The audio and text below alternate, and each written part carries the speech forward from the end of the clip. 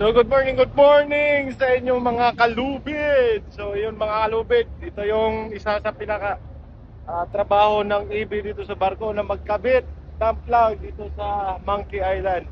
Ayan, kakabit na tayo. Ayun mga kalubid, for your information, ang national flag always right. Ayan, dito natin ilalagay sa kanan.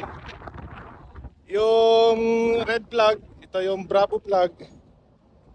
Yung Dangerous Cargo, dito natin ilagay sa left. You were fire and ice, I put it all on the line. It was worth it to me, I saw what we could be. Gave you my hand to hold. Ayun na nga mga kalubid, no? Na-hoist na natin.